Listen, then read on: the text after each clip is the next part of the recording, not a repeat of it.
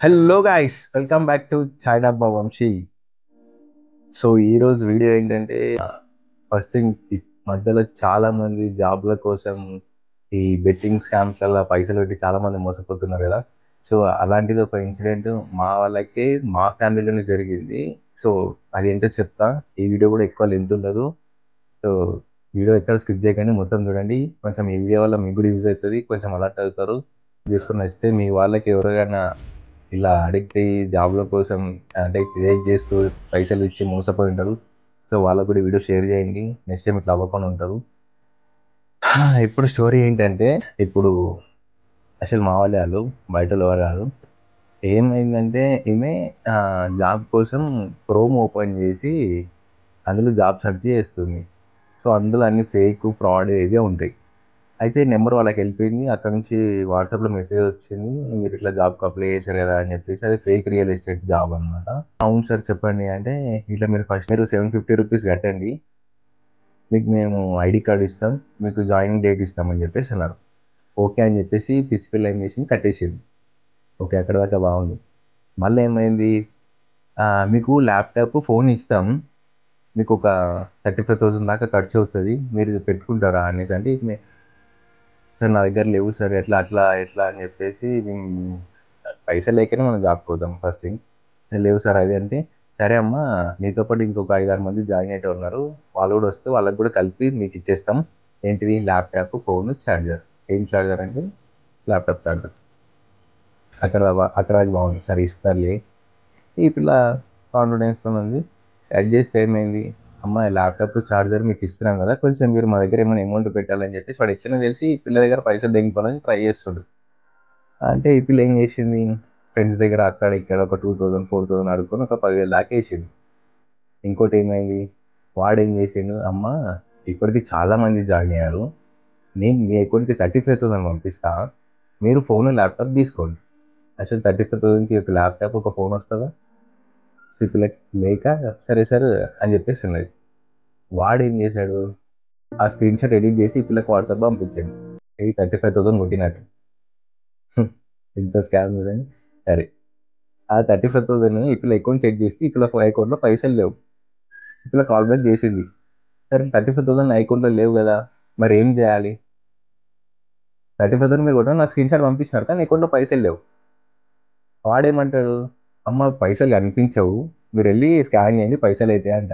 వాడు ఎంత చూత చేస్తుంది చూసాం అసలు. సరే, అక్కడ దాకా అది కూడా బాగుంది. 35,000 కొట్టిండు, స్క్రీన్ షాట్ పెట్టిండు, సరే ప్రాసెసింగ్ ఉండే, ఆ ప్రాసెసింగ్ పడితే కూడా సక్సెస్ఫుల్ అంటే అది వాడు మంచిగా గ్రీన్, మేమంతా నీట్గా ఒక ఒక డబ్బా తయారు చేసి అందులో గ్రీన్ సక్సెస్ఫుల్, ఐడి నెంబరు ఇవన్నీ పంపించేసిండు వాడు. ఇప్పుడు నమ్మేసింది, వచ్చినాయి కదా అని చెప్పి బ్యాలెన్స్ చెక్ చేస్తే పైసలు లేవు.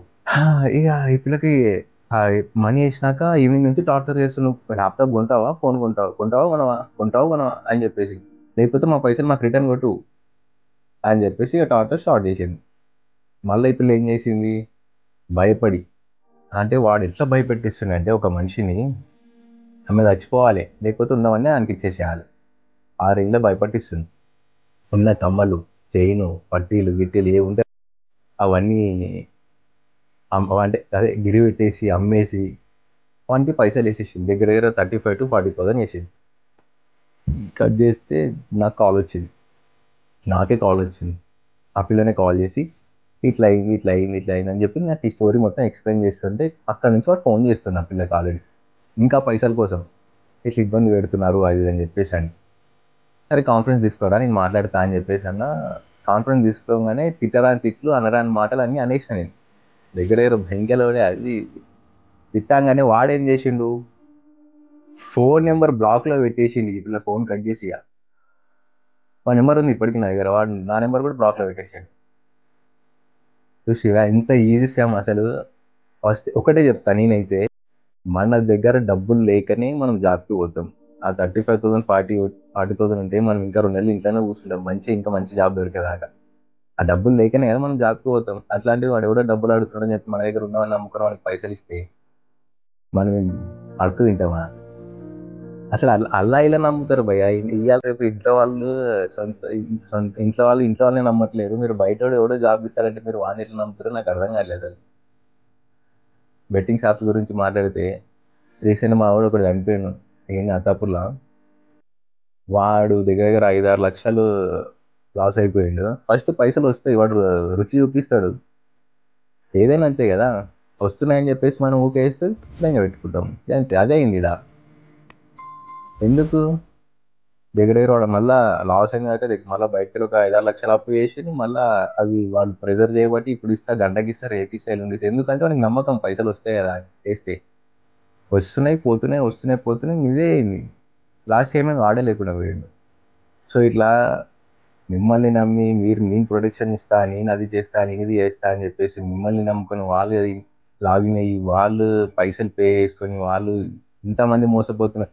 మంది మీద బతికితే ఎవడు బాగుపడాడు భయ్య. ఒక ఓపెన్గా చెప్తున్నా, ఒకటే చెప్తున్నా, మంది మీద పడితే ఏదో ఒక రోజు దెబ్బ పడుతుంది. ఇట్లా నా లైఫ్లో కూడా చాలా అయినాయి, అవుతుంటే అందరి లైఫ్లో. ఏదో ఒక దగ్గర మనం ఏదో ఒక చిన్న తప్పు చేసి ఉంటాం. దానికి ఒక టైంలో ఏదైనా తప్పు చేస్తే ఎప్పుడో చూపించేటోడు అంటే దేవుడు ఇప్పుడు ఏమంటే చూపిస్తున్నాడు. సో కొంచెం చూసి జాగ్రత్త ఉండండి. ఇంకోటి ఈ జాబులు అని చెప్పేసి అవ్వ అని చెప్పేసి కూడా కొంచెం అలర్ట్ ఉండండి. చాలా స్కాములు జరుగుతున్నాయి. మనం అప్పటి కాలంలో లేము, 25లో ఉన్నాం. కొంచెం ఆలోచించండి. చిన్న చిన్న లాజిక్ అంతే అసలు. అది అది చెప్పుకుంటే కూడా సిగ్గుచేటు. చాలా మంది జరిగి ఉంటుంది, ఏదో ఒక దగ్గర స్కామ్ అయ్యి ఉంటారు మనలు కూడా అంతే.